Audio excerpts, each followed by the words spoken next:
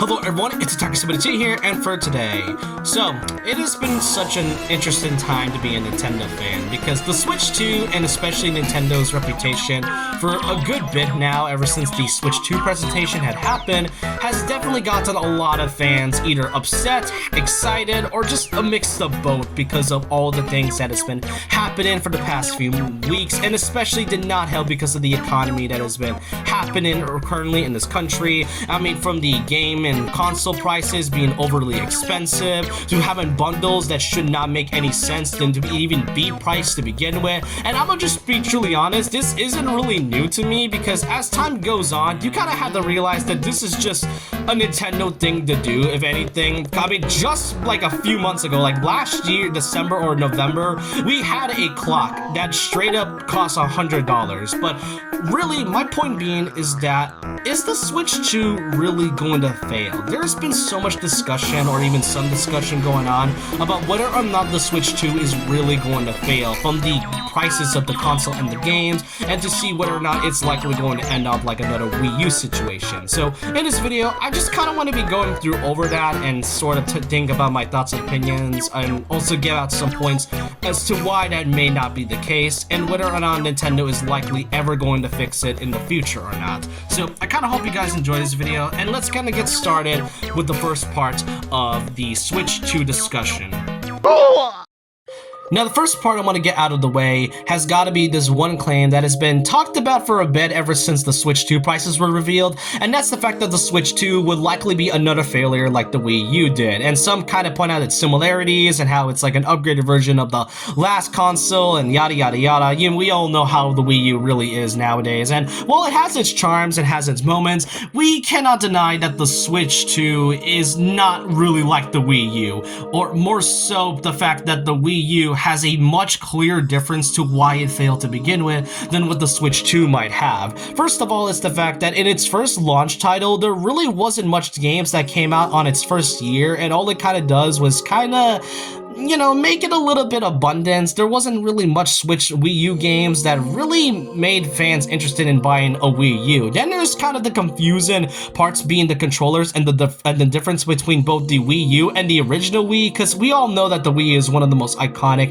Nintendo consoles out there. But the Wii U, honestly, the only difference is that it has a gamepad and has a more bulkier look, but otherwise, the Wii U has basically no difference other than the fact that it has a new controller. And even then, the controller doesn't exactly help, because you still can use the Wii remotes, so I don't think the Wii U gamepad was necessary. My point is that the controllers were confusing to kind of differentiate it from the original Wii into the Wii U. And then there's the advertisements, which doesn't exactly cater to much fans. It doesn't really convince anybody to buy a Wii U other than the fact that it's, you know, a Nintendo console. The Switch 2 is not like that, because it is obviously a large successor to the Nintendo Switch, which as of right now, as of December of 2024, it's sold over 150 million units worldwide, and with over 1.3 million games on the Switch. And really, you can tell there's a clear difference with that. The Switch is such a big success due to its unique hybrid, you know, gimmick, that it's making it, you know, getting, you know, it being called a Wii U failure doesn't really make that much sense to me. And I understand why fans may think that, and some might think it could likely be another 3DS situation where nobody really bought the Wii U, like bought the Switch 2, and then they'll go down the price because of it. That's not really the case, because just like the Wii U, the 3DS in its first year didn't exactly have much 3DS games to begin with. So that's my first part I want to get out of the way. Next up, we gotta talk about the Switch 2 game prices, another big thing that fans were really upset about. And I want to make myself very clear from this is that no, Mario Kart World and even Donkey Kong Bonanza is not gonna cost $80 to $90. There's been some claims stating that the games are going to be around $80 to $90 because of this image alone. And first off, that is not really the case, because that right there is in a different country. And also, these are either euros or Canadian dollars. Those are completely different prices from the typical US dollars. That doesn't really help the case that Mario Kart World is $80 and then Donkey Kong Bonanza is $70, but either way, my point being is that those games are not going to cost that much money. It's still expensive, but it's not going to be that price that a lot of fans claim. But then we got to talk about the games. I mean, it is pretty obvious that these are really expensive, and fans were really upset that these are already expensive as it is. I mean, $60 was already, if not the full price standard for a while, until they kept on, increasing it for like ever since it used to be like $40, then $50, and then $60 throughout the years, and $60 felt like the full game price. And with Tears of the Kingdom that came out, it was the only Switch 1 game that was first party that was even considered $70. But now we got games that are around $70 to $80. But this might sound a little crazy, but I feel like we've been kind of warned about this for a good while, and that Nintendo was trying to set up for this for a good bit now. And the reason I'm saying this is because we've basically been spending over $80-ish on games to get the full experience. What do I mean? Well, let's kind of talk about one of their best sellers, their top 3 best sellers. First off is Smash Ultimate, which is a $60 full price game, which makes sense. It has a lot of, content to do just by a fighting game by itself. But then we have to talk about the DLC that came along with it. With the first Fighters Pass, you got around 5 fighters, which equates to $25. But then there's also the addition of the second Fighters Pass, which has 6 fighters, which cost around $30. Adding all those 3 prices up together, you got around $115 just to pay the full price for a full experience. And that's not to mention the Mii costumes that comes along with it. All Mii costumes cost around 75 cents each, and added all of that together would be around $37, which gives you an equation of $152 just to play the full experience. And that right there is sort of what I mean about basically spending games that basically we've been spending over the $80 price tag, just kind of like what we are doing now in Mario Kart World. And Smash Bros. Is not the only one.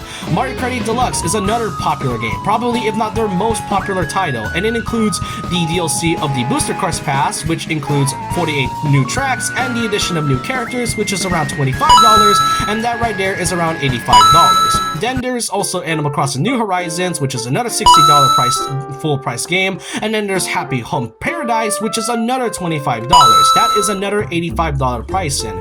And you can't really blame Nintendo for kind of, going up the prices, because look at the game sales just by itself. Mario Kart, as I've stated, is one of their most popular Switch titles, if not their most selling Switch title of all time as of right now. And really, it's not going to slow down anytime soon, and even with the release of Mario Kart World, it's likely still going to sell well because it's Mario Kart. Heck, I've seen some fans that kind of got the Switch 2 because of the new Mario Kart game. For me, that's like a different case, but I'll talk about that later on. I mean, Xenoblade Chronicles did not really, wasn't really safe from this. Xenoblade Chronicles 2 had the DLC pass, which costs around $30, and Xenoblade Chronicles 3 also has a DLC pass, which also costs $30. And yeah, you can kinda get some of these DLC stuff for free, like the Octo expansion pass and other things, but that's kind of the problem. This is an active subscription that you're supposed to pay for every year, so you're not really getting the DLC for free. You're still paying money, and even if you don't own the DLC, by the time the subscription ends or whatever the online shuts down at some point, then you're not really gonna have the DLC unless you pay with the actual money separately. So it's a whole lot to go over, but my point being is that we've been spending a lot of money, and I can see why the prices had to go up, because it felt like Nintendo was trying to prepare us for something like this, and we weren't just ready for it. We bought the games, but there had to be some sacrifices to come along the way, and that's kind of an unfortunate part about it, especially with today's economy. Next up, we gotta talk about the Switch 2 accessories. Now, as of the tariffs, they've basically increased the prices to a few more bucks, and even then, it still doesn't exactly help that it's really expensive. Like, the Switch 2 price I can understand, as I've stated, but the accessories is sort of where a lot of things start to lie. Like, if you broke your Switch 2, or at some point in the future, if you get it, then good luck even trying to pay or even get more of the accessories. The Switch 2 dock costs a lot of money, with around $100 $120 with the tariffs, and the Switch 2 Joy-Cons does not help, given the fact that they're now $95, and that also includes the Switch Pro controller, which is around $85. Either way, this is a pretty short segment, given the fact that we can still get the Switch 2 Pro controller if we had enough money, but even still, it's very expensive for what it is. For the other parts like the charging grips and the cameras and the other things, I don't really think it's necessary at all. If you kind of want to just get the Pro controller, then that's like the only thing that I recommend. And speaking of the chat button, the chat button was introduced as one of the main features for the next console, and all I could say is that it definitely has an interesting concept for the console, but at the same time, once you go more depth into what the chat button is all about, then I'm not gonna lie, this is something that I'm not really gonna use very often. The Switch 2 camera that is gonna be, cost separately is already $35, so the chat button really doesn't feel necessary. If anything, it doesn't exactly help that the footage that we saw just from the advertisements alone does not look great in the slightest. The quality and the camera control really doesn't look good in quality wise, and the fact that it functions really oddly. What doesn't help is that according to the official chat button website of Nintendo.com, it has been confirmed that until March 31st of 2026, the Switch 2 chat button will actually be paid by the time that date comes. It will be free for a good while, but then after that date comes, then you still have to pay money with the Switch 2 subscription with the online. And adding on the fact that you have to pay the online yearly and pretty much an active subscription, seeing the chat button now being a paid part, even though it's like supposed to be a big feature, is definitely something that a lot of fans are not going to be happy about. I'm not going to use the chat button as I mentioned, but having to pay for just this one button alone with a Switch online subscription, a subscription that fans have to pay actively every year, is just honestly not a great idea and did not leave a good first impression for me, in my opinion. Then there's also another part that was revealed in the Switch 2 Direct, and that is the Welcome Tour tech demo, which is supposed to kind of show you what the Switch 2 controllers are going to be about and what the Switch 2 is really capable of. And all I could really say is that it is a demo from what I've seen from the treehouse and what a lot of people had to go through and basically had a hands-on experience to play this small little tech demo. It's definitely something, but this one right here is $10. I don't know why Nintendo decided to make this small tech demo a price demo of all things. This should have been free alongside with the Switch 2. I mean, this is literally the equivalent to 1-2 Switch when the original one came out in 2017. It felt more like a tech demo, but the difference is that this one is kind of reasonably priced, even though it shouldn't be priced to begin with, while the 1-2 Switch is literally $60 in full price for some reason. There was also this one tweet from Reggie, the former president of US Nintendo, who kind of just talked about the times where he convinced Nintendo to not, make the Wii Sports title as a separate, price for it being $20 and decided to bundle it with the Wii. That right there is a very smart move from Reggie, and I kind of feel like he tweeted that because of the recent backlash that was given to the Switch 2 and the fact that, you have to pay $10 for a simple tech demo, which I don't even think it's necessary at all. Now, another thing I want to mention is the Switch 2 editions, and all I can really say is that the Switch 2 edition prices are either reasonable or unreasonable depending on your perspective. And all of this video in general is all about perspective, but the Switch 2 editions are definitely something I kind of want to go more into. For things such as Legend of Zelda Breath of the Wild and Tears of the Kingdom, their upgrades cost around $10, which the only thing they change is just some new fidelity and some brand new quality of life system in order to make the game look breathtaking as it is. But alongside it, you can also download this this new feature that will be part of the Nintendo Switch Online app, which kind of acts as both a GPS and just kind of goes through notes and kind of has some few things such as Zelda lore, and you can share your creations for Tears of the Kingdom online, as well as some type of GPS to track other things online. I'm not gonna lie, this is something I'm not really gonna use as well, like the chat button, as I don't use the Switch Online app that often as well. So this right here for $10 definitely seems a little bit much, but then there's also things such as well, yeah, I do kind of want to mention that it has been confirmed that the Breath of the Wild DLC is not going to be included if you transfer the Breath of the Wild data onto the Switch 2. So for those that did not pay the $20 for the DLC, then good luck trying to beat the whole thing again just because they did not transfer the DLC onto the Switch 2. But then there is also the $20 prices, that being the Switch 2 edition for games like Kirby and the Forgotten Land and Mario Party Jamboree. And you know, I can kind of see this being a bit more reasonable than the upgraded ones for like Breath of the Wild and Tears of the Kingdom. Oh, and how can I not forget Pokemon Legends Z to A and Metroid Prime 4 Beyond? Those are also going to get a quality of life updates, and that's just about it. But for these things, they are going to be adding DLC-ish type things into these two games, so it's still kind of like DLC, but in a way, you're just kind of upgrading them to kind of make them into a more better experience. So them being $20 is a bit more understandable than the $10 one for the small upgrades, and that's really all I could say about the Switch 2 editions. Now, next up is something that I feel is very unjustifiable, and that is the prices of the Amiibo. Now, I'm not an Amiibo collector. I haven't really bought any type of Amiibo for like the past 7 years, but all I could really say is that I have no idea why Nintendo thought this was a good idea. I have no idea why they decided to increase the prices of the newest Amiibo. On June 5th, when the Switch 2 comes out, there will be brand new Amiibo that will come alongside with it. That includes the Amiibo that are coming from Tears of the Kingdom and Street Fighter 6, which will be ported onto the Switch 2. And according to the official site, the prices are honestly insane, because why exactly is the Street Fighter 6 Amiibo $40 and yet the Tears of the Kingdom ones is $30? Like, the Amiibo prices used to be around $10 to $15, sometimes bundles around $20, but these right here are so expensive, and if you're an Amiibo collector, then this might be a pain to get. Like I said, I don't collect these type of Amiibos, but now seeing this kind of discouraged me to not get any of these Amiibo to begin with, because who's really going to buy $40 on these 3 Street Fighter 6 Amiibo on their Switch to begin with? All I can say is that this is one of the few moments where it actually feels a little more unjustifiable than it being justified, and I kind of hope Nintendo fixes that in the future, because I really get that because of the manufacturers and that the quality has to be precise, but either way, the prices just does not feel like it's justified in the slightest. Now we get to the last part that I want to mention, and that is none other than the economy that we live in today.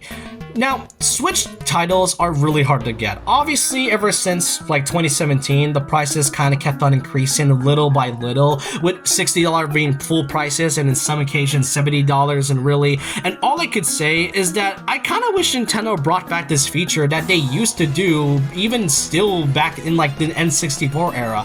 The Wii and even like during the Wii U and 3DS era, there were these things called Nintendo Select, which basically dropped the price for a good deal, and you can get these games at a very low price even if you are not interested in Nintendo games or just trying to get into buying games on your 3DS or Wii U. It really doesn't matter what you buy, as long as it has a Nintendo Selects feature, then the prices will be dropped by a good margin. But unfortunately, the Switch doesn't really have that, and as I've shown very early on, the Switch games are very high in sales, and the top 3 I showed you has over 50 to 60 million copies sold online and even everywhere. It's no joke that Nintendo Selects are probably, if not never, going to come back at all. And what doesn't exactly help is the economy that we have. And the thing that really doesn't help is the fact that even with it, if you can buy a Switch 2, you still have to buy other things and even have to pay other stuff from real life. You have to pay for your mortgage, you have to pay for your taxes and bills,